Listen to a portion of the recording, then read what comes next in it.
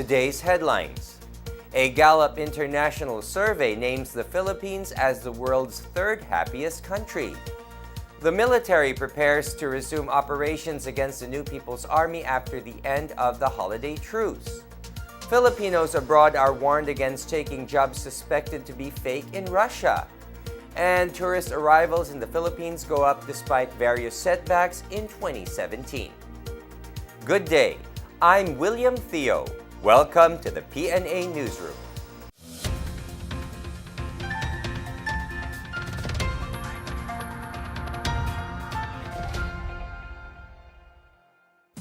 A survey by Gallup International showed the Philippines as the third happiest country in the world. Malacanang credited the country's high optimism to the government's reforms and the improvement of the economy. Here is our report. Malacanang on Tuesday welcomed American polling firm Gallup International survey showing the Philippines as the third happiest country in the world. According to Gallup International's 41st annual Global End of the Year survey, the Philippines got a net score of plus 84 behind Fiji and Colombia, which are the top two happiest countries with a score of plus 92 and plus 87 respectively. Gallup International found that 86% of Filipinos were happy, 2% were unhappy, and 10% were undecided. It leads to a net score of 84%. 44% of Filipinos, on the other hand, are optimistic for 2018, while nearly half are also optimistic about economic prosperity at 42%. Presidential spokesperson Harry Roque described the survey as good news since the Philippines also entered the year 2018 as the fifth most optimistic about the country's economic prosperity and the ninth most optimistic about the prospects for 2018. He said the Filipinos' optimism can be attributed to the change felt under the leadership of President Rodrigo Duterte. Roque also noted that the local stock market ended 2017 at an all-time high and that approved investments are record-breaking, while the government decisively liberated Marawi City. He said the challenge now for the government is to sustain the pace and momentum of the country's economic growth and bring it to the greatest numbers of our people. For the PNA Newsroom, I'm Janice Cave. The Department of Health disclosed an additional 171 firecracker-related injuries nationwide a day after the New Year celebration. This brings the partial total to 362 cases with 12 amputations from 191 cases the day before. Metro Manila remains to have the highest incidence of injuries with 97 cases. The total also includes 129 victims injured by the illegal firecracker Piccolo. The final count for the number of injuries will be released on January 5. The DOH urged those who sustained injuries from firecrackers to immediately seek medical attention so that they could be given the necessary medication such as anti-tetanus shots and antibiotics. The Philippine National Police credited President Duterte's firecracker ban as well as the public support for the decrease in the number of firecracker-related injuries this new year. Here is our report. The Philippine National Police said public vigilance and President Rodrigo Duterte's Executive Order 28 played a key role in reducing firecracker casualties this year. PNP Director General Ronald Bato de la Rosa thanked the local government units and public for its vigilance and support and the President for issuing the firecracker ban that led to the peaceful celebration of the New Year. He also congratulated the police for the effective implementation of the firecracker ban. Under the EO, the use of firecrackers shall be limited to community fireworks displays, which must be under supervision of a trained individual, while pyrotechnic devices may still be used outside of community fireworks display areas. This year's firecracker casualties is 68% lower compared to last year's number of firecracker casualties. De La Rosa also announced that the PNP recorded 0 casualties for stray bullets this year. In line with this, 26 persons were arrested for illegal discharge of firearms. 74 were arrested for illegal possession of firecrackers, and a total of 390,229 pesos worth of illegal firecrackers were confiscated. For the PNA Newsroom, I'm Rom Dulfo. The Supreme Court has ordered lower courts nationwide to strictly implement the e-subpoena system that is set to go in full swing this year. In a circular issued last December 21, Court Administrator Jose Maidas Marquez directed all courts that have undergone training for the project to strictly implement the e-subpoena system.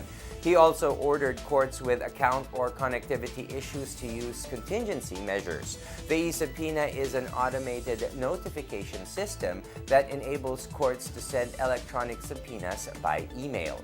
It was approved by the High Court in April 2014 in partnership with the Philippine National Police as part of the Judiciary Modernization Program.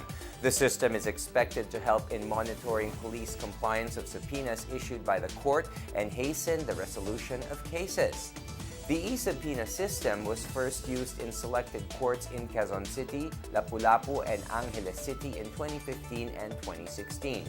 This resulted in a high attendance rate of police witnesses at 97% in Quezon City and 77% in all three areas combined. The Commission on Elections reminds the public of the gun ban in Navotas City in connection with a forthcoming plebiscite in 3 of its barangays on January 5. The ban on carrying and transporting firearms in the city started last December 26 and will run until January 10, 2018. Those exempted from the gun ban are government officials, security and law enforcers, or bodyguards, but only upon written authority from the poll body. Violation of the gun ban is tantamount to an election offense, which carries the penalty of 1 to 6 years imprisonment, disqualification to hold public office, and deprivation of the right of suffrage. The Comelec is set to hold plebiscites in barangays NBBS, Tangos, and Tanza. The referendum is for the ratification of the division of Barangay NBBS into NBBS proper, NBBS Kaunlaran, and NBBS Dagat-Dagatan, Barangay Tangos into Tangos North and Tangos South, and Barangay Tanza into Tanza 1 and Tanza 2. The Philippine Veterans Affairs Office reports that it has disbursed over 9 billion pesos worth of pensions for veterans and their families in 2017. The Department of National Defense spokesperson Arsenio Andolong said this benefited an average of 208,000 pension accounts. These beneficiaries are direct descendants of the country's valiant defenders who fought in World War II, the Korean War, and the Vietnam War. He added that PVAO subsidized various medical and health care services availed by veterans and their qualified dependents under the Veterans Hospitalization and Medical Care Program worth 85 million pesos. PVAO provided educational benefits to over 2,000 iskolar na mga bayani for a total amount of 38 million pesos. Andolong said PVAO's educational benefits program has produced close to 7,300 graduates since 2002. In addition, PVAO gave burial assistance to 3,945 beneficiaries for a total amount of 80.93 million pesos. Still to come, the military prepares to resume operation against the New People's Army after the end of the holiday truce. These and more when the PNA Newsroom continues.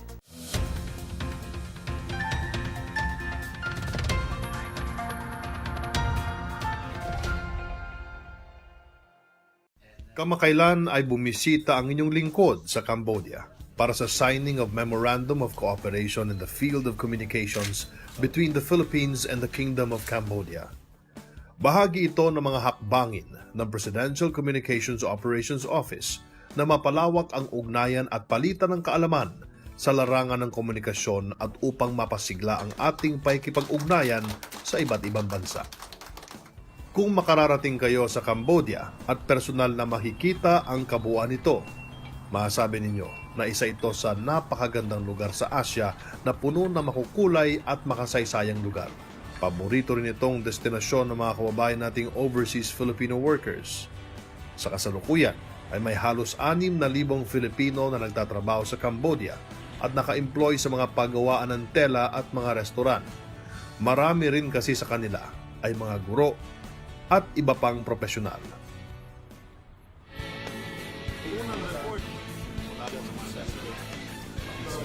This is Secretary Martin Andanon, and you're watching. Sa aking pakikisalamuha sa ating mga kababayan sa Cambodia, ay nakilala ko si Raul Rebosura na tubong Davao at pianista sa isang hotel sa Siem Reap, Cambodia. Patapos na noon ang aming dinner meeting sa hotel nang marinig ko ang pamilyar na awiting Ikaw na tinutugtog sa piano. Sinilip ko kung sino ang tumutugtog at namangha ako sa aking nakita. Nung una, akala ko ay Cambodian si Raul.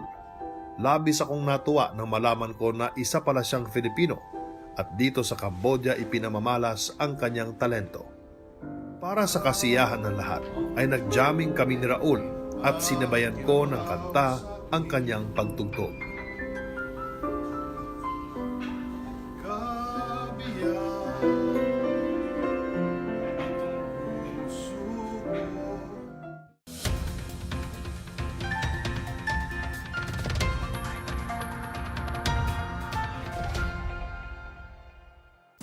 The Department of Science and Technology has reached out to more Filipinos by promoting the practical use of research and technology. Among those helped by the DOST are businesses and aspiring scientists. Here is our report.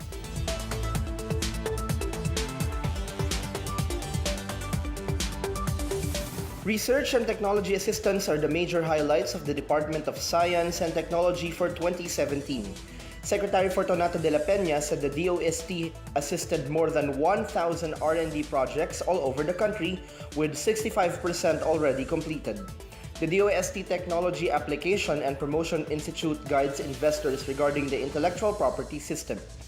165 patents have been filed at the Intellectual Property Office last year. 574 micro, small, and medium enterprises upgraded their technology capacity through the Small Enterprises Technology Upgrading Program Innovation Fund, or SETUP. SETUP aims to encourage MSMEs to adopt technological innovations to improve their products and services. The DOST has also assisted almost 400 startups in 2017. To further help startups and MSMEs, the DOST offers the One Store, a website where their products are displayed and can be purchased. Close to 11,000 products have been uploaded in the One Store website this year. The DOST has also provided scholarships to more than 22,000 students. Over 7,000 are scholars of the Philippine Science High School. Close to 1,000 are taking their PhDs, while 2,700 are taking Master of Science. The rest are taking an undergraduate course. To further improve weather forecasting capability and disaster risk reduction in the country, 4 Doppler radars and 2 flood forecasting and warning centers were completed last year. To date, the country has 13 Doppler radars and 3 X-band radars in the country. Doppler radars are located in Iloilo, Palawan, Giwan, Subic, Tagaytay, Mactan, Hinatuan, Tampakan, Basco, Zamboanga, Apari, Virac, and Baguio. The 3 X-band radars, on the other hand, were placed in the Pag-asa Central Office in Quezon City, Mindanao, and Balero. For the PNA Newsroom, I'm Benj Bondo. Military operations against New People's Army are set to resume with the end of the holiday truce today unless President Rodrigo Duterte orders otherwise. Department of National Defense spokesperson Arsenio Andolong said offensive combat operations are expected to resume when the ceasefire lapses on Wednesday midnight. The Armed Forces of the Philippines implemented a unilateral ceasefire during the Yuletide season, which started 6 p.m. of December 23 to 6 p.m. of December 26 and 6 p.m. of December 30 up to 6 p.m. until 11:59 p.m. this January 2nd. Andolong added that the government is determined to resolve the insurgency threat as its solution is critical for national development.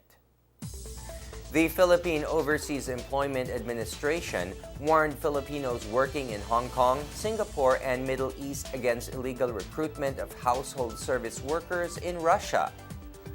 The advisory was issued based on the report of Philippine Embassy in Greece on the increasing number of illegal recruitment cases of OFWs in Russia. It said that Filipinos are recruited from Hong Kong, Singapore, and the Middle East as household workers and are often charged huge fees by illegal recruiters. The POEA warns that there is no visa category in Russia for household service workers. Holders of tourist or commercial visas are not allowed to work in Russia, and improperly documented workers are subject to detention, fines, and deportation. The Land Transportation Office in Central Visayas held a ceremonial printing of the rollout license cards with 5-year validity.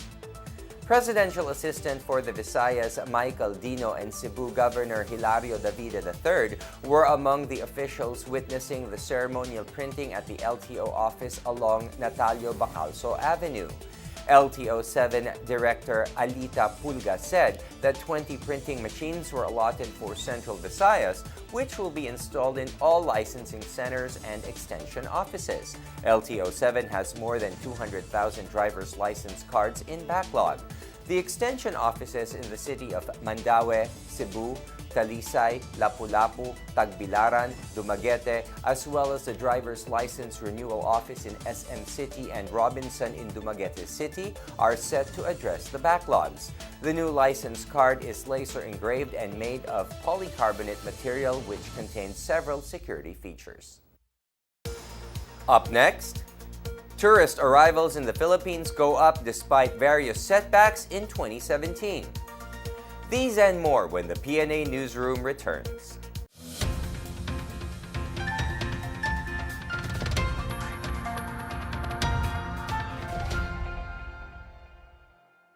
Nang makakwentuhan ko si Raul, nalaman ko na nasa Cambodia na siya since 2012. 63 anyos na siya ngayon at may 2 anak na nasa Davao.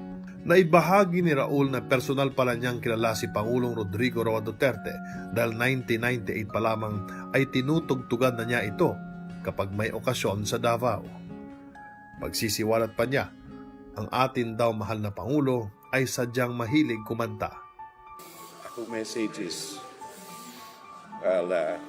sa iyang health, alagaan niya. And I always pray for him na healthy siya every day. And also, don't stop singing. Gaya ng ibang OFW, ay aminado si Raul na mahirap ang malayo sa pamilya at lagi siyang nasasabik na makasama ang mga ito. For my family, please, ang ako po, please mahuman lang sila sa nag-eskwela. And syempre, balik na po sa Davao. Okay, syempre, there's no place like home, di ba? Gusto yun ako sa Davao sa time. Gayunpaman, kailangan niyang pansamantalang magsakripisyo at magtrabaho sa ibayong dagat para maayos na maitaguyod niya ang mga ito. Maayo man ang dagan karon compare sa last administration. Ang mga OFW na anay mga privilege na kana mo nga pribileyo now and the future, maybe in the future. Sa bawat bagsak ng kanyang mga daliri sa mga teklado ng piano, sa paghahatid ng kanyang musika, sa mga nagiging panauhin sa hotel na kanyang pinaglilingkuran sa malayong bayan, tuloy ang tugtog ng buhay ni Raul para sa kanyang mga mahal sa buhay.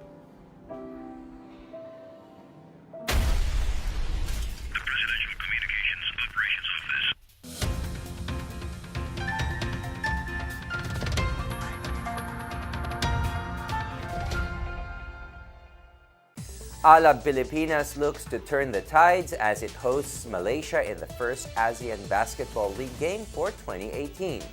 In the lone game scheduled this Wednesday night, Alab is facing the Dragons at the Phil Oil Flying V Center in San Juan City. In their last meeting in Santa Rosa City last year, Malaysia rode on Xavier Alexander's triple-double to repulse Alab as world imports Reggie Ocosa and Ivan Johnson had relatively slow starts for the home side. Things are expected to become different as Alab brings in Ronaldo Balkman and Justin Brownlee to replace Ocosa and Johnson as its world imports. The Dragons, however, also made a tweak to their lineup, activating Phil-Am gunner Joshua Munson as their Asian heritage import, replacing Real Cervantes.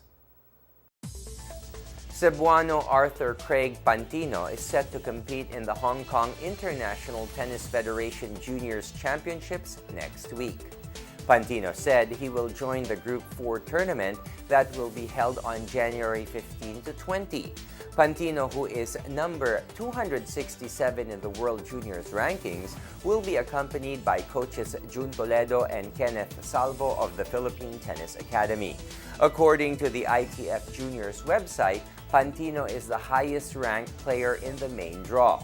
The 16-year-old Pantino won his first ITF Juniors title in November last year in the final of the FINMA PSC International Juniors 2 at the Manila Polo Club indoor clay court in Makati City. Pantino also won back-to-back doubles titles in the two-leg tournament organized by the Philippine Tennis Association. He won the second leg title with Otico while he teamed up with Michael Francis Ayala in the first leg. Last October, Pantino pocketed the doubles title with Beybit Zukayev of Kazakhstan in the first ITF Peerless Junior Championships in Malaysia. Tourism in the Philippines remains strong as more tourists choose to visit the country despite earlier setbacks. The Department of Tourism remains committed in promoting the country's destinations to the world. Here is our report.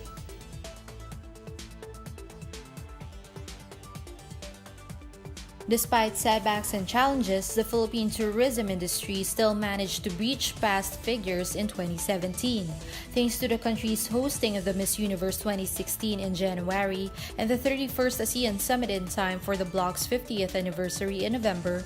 More foreigners came over. The country reached a total of 5.4 million international arrivals for the first 10 months of 2017, an 11.54% increase from 4.9 million in the same period in 2016. Tourism Secretary Wanda Tulfo Teos said the country's hosting of the Miss Universe pageant at the start of the year had increased tourist awareness that the Philippines is a beautiful country. When some contestants of the Miss Universe 2017 came to the country in December, the promotion of a number of landmarks in the Philippines intensified. Teo said the shooting incident at the Resorts World Manila in June and the 5-month-long terrorist siege in Marawi City in Mindanao were the two biggest challenges to the country's tourism industry. Teo said South Koreans remain the country's top visitor market with 1.3 million arrivals, representing 24% of the total arrivals, followed by China accounting for 14%. The United States dropped to third place with 785,269 or 14.34% arrivals. Chinese arrivals jumped 39.28%, while India visitors rose 20.28%. Revenue-wise, the Philippine tourism industry fared well, with visitor receipts registering a double-digit gain of 36.28% in the first 9 months of 2017. Teo said the DOT will continue its aggressive marketing efforts, including through social media, to entice more visitors from across the globe. For the PNA Newsroom, I'm Philippine Cervantes. Let's check out the weather forecast for Metro Manila and the rest of the country.